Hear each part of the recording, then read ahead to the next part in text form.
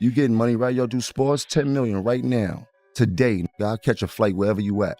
You with Mayweather and them 10 million. I'll meet you in any boxing ring. Dipset, Bird Gang, act like you heard about Nick. Oh, for real? For real? Yeah, believe that. He's a comedian. What? Tell your favorite rapper, holla at me. So Katt come from across the room and push Dipset X in the face.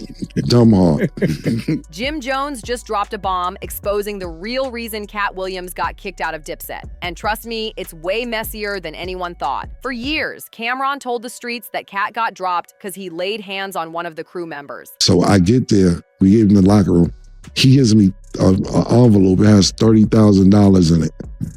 He like, yo, killer, good looking, man. 30. I was like, Katt, I ain't come for your money, man. Allegedly, there was some heated moment where Katt swung on a Dipset dude over a petty argument, and Cam had to jump in before it got uglier. Hey, yo, Cam, I think Dipset. But now Jim's flipping that whole story on its head. According to him, that whole Katt through hands tale, straight up cap. The truth runs deeper. Real jealousy and hidden tension were bubbling behind the scenes. Dipset didn't like how Katt was moving, shining too bright, pulling too much attention, and not playing by their rules. Some members even started seeing him as a threat, and things got dark. Real dark. It reached a point where Katt had to ride around in a bulletproof Sprinter just to make it through Harlem without looking over his shoulder.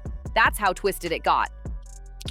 And I guess I'm not naming no names. He's like, yo, let's just call him Dipset X.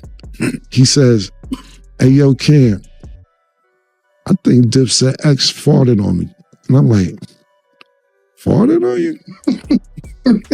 Let's rewind to the mid-2000s. Katt wasn't just killing stages with his comedy, he was rolling heavy with Dipset, the Harlem empire built by Camron and Jim Jones. Katt wasn't just hanging around Dipset for clout, he was really part of the crew. Around 2006, he was jumping on their tracks, mixing that Harlem swagger with his wild comedy flavor, and the chemistry was crazy. I grabbed Katt, flip Katt upside down, and slam Katt. And then as I'm about to kick him, I snap out of it. The reason like I said, I even bugged out because it was just a reflex. But Katt wasn't only about jokes and bars, he showed real love. At a Philly event in 2016, he came through like Santa in designer drip, gifting Camron $30,000 in cash and even blessing Beanie Siegel and Lil Mo with luxury cars. Talk about showing out. FOIs, which are the Muslim security, they in the middle of us. I'm on this side of the room, Katt's on this side of the room, and Katt says, yeah, Cameron, fuck you too. And fuck Dipset, y'all niggas loving this shit for me. But just when everything looked good and everyone was smiling, the energy flipped out of nowhere. Word on the street says that backstage at that same event, things went left fast. Katt reportedly got into it with one of the Dipset members over something wildly petty. Allegedly, Katt thought somebody let one rip near him, literally passed gas. And when nobody owned up, he felt disrespected and lost it. Witnesses say Katt swung first and cracked the dude right in the face. Camron later claimed he had to step in like some street referee, said he flipped Katt upside down and slammed him on the floor before deciding to chill out. That's actually Katt, no, I don't. He said, yeah, then don't tell me about yelling these niggas' faces, because I'll tell you what they say he wasn't around. So I'm like, damn, that's fucked up. But that's not where it ended. Katt security, not your regular bouncers, but Fruit of Islam, FOI, pulled up and made sure the whole Dipset squad got escorted out of there in style. After that chaos, Katt was done. He cut all ties, no more music, no more movement, and made it clear he wasn't rocking with Dipset ever again. Camron tried to flip the narrative, claiming Katt Williams was already stirring up trouble before anything even went down. According to Cam, Katt was out here running his mouth saying Dipset had been talking slick behind his back, trying to gas up the drama and get ready to throw hands if it came to that. He pulled up in a fucking bulletproof Sprinter with the gun holes in him and a satellite on top. You know what I'm saying? Yo, you serious? Yeah, he moved different. He met me in the Heights. He met me in Washington on Dykeman. But when you look at it deeper, it's clear there was way more going on than just words. Cam stayed cool with his Dipset crew, but Katt, he was clearly holding on to something heavy. Then J.R. Ryder stepped into the mix, dropping his own wild story, saying Katt once rolled up in a bulletproof Sprinter and not just any armored ride. This one already had bullet holes in it. That alone had the streets whispering. Word was some Dipset members had allegedly tried to put a hit on Katt, all because they couldn't handle his rising fame and the attention he was getting from Hollywood and hip-hop alike. I thought it was cool to act 50. This happened 20 years ago, however many years ago. I thought it was all good. I had no problem thinking, yo, okay.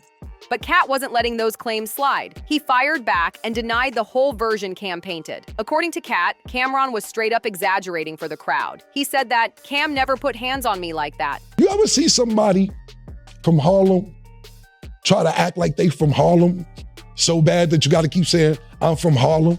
Niggas from Harlem know who's from Harlem. You don't have to keep saying you from Harlem. And that the whole story about flipping him upside down was pure cap. Katt stood firm and made it clear. Whatever went down that night was nothing like the story Camron's been pushing. You say it.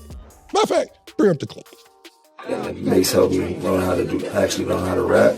Mace taught me how to rap. Mace actually showed me, he was the first person to show me how to rap. But now Jim Jones is stepping in, shaking the whole table, saying Cam's version still ain't the full truth. According to Jim, that tension wasn't about some goofy fight or ego moment. It was way deeper. He hinted at real internal drama, money issues, bruised egos, and maybe even jealousy bubbling between the crew. You act like on your couch. You was a fan, nigga. You begged us. You are a fan. A fan. And let's not pretend Jim and Cam's beef has been simmering for years. Their drama goes way back to the mid-2000s when Dipset started cracking at the seams. That's around the time Jim Jones and Juelz Santana hit the stage with 50 Cent. Yeah, the same 50 who was publicly beefing with Camron back then. You see the pattern, right? The energy inside Dipset wasn't brotherly anymore. It was competition, betrayal, and quiet power plays all mixed together. I'm gonna keep it 100. If it wasn't for Jim, it wouldn't be with Zeke. The boy was born in the Bronx. His grandmother was from Harlem.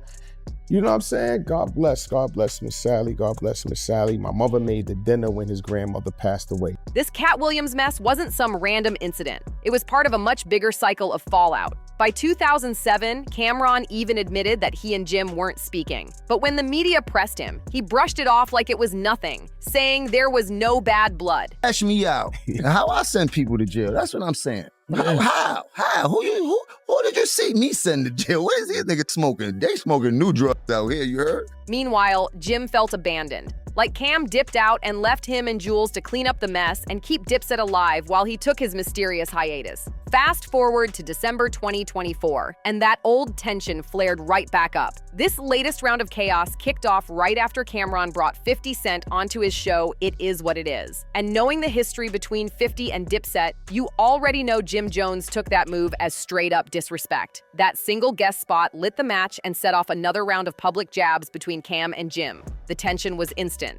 Things really started to heat up when Cam used his own sports talk platform, It Is What It Is, to send subtle but deadly shots. All this came right after Jim did an interview with Justin Layboy, where he told a story about how he and Cam supposedly grew up together and even witnessed Mace disrespecting Cam back when Mace joined Bad Boy Records. But Cam wasn't about to let that version slide. He jumped online and called CAP on the whole story. And Cam didn't stop there. He turned it up another notch. He claimed their so-called friendship didn't even start how Jim made it sound. According to Cam, they weren't equals coming up. Jim was more of a fan than a friend. That's wild. Basically, Cam hit him with a verbal knockout, calling Jim a groupie in front of millions of viewers. Now their so-called brotherhood looks like it's hanging by a thread. This beef isn't just about old stories, it's about authenticity, roots, and respect. In hip-hop, especially when you're talking Dipset, where you're from matters big time. So when Camron started pushing that whole story about Jim Jones not being from Harlem but from the Bronx, people knew exactly what he was doing. It sounded like he was low-key trying to chip away at Jim's street cred, like questioning his roots, his authenticity, and his claim to that Harlem throne. But here's where it gets spicy. Not everyone's standing with Cam on this one. Even Freaky Zeke, one of the original diplomats, jumped in and brought the receipts.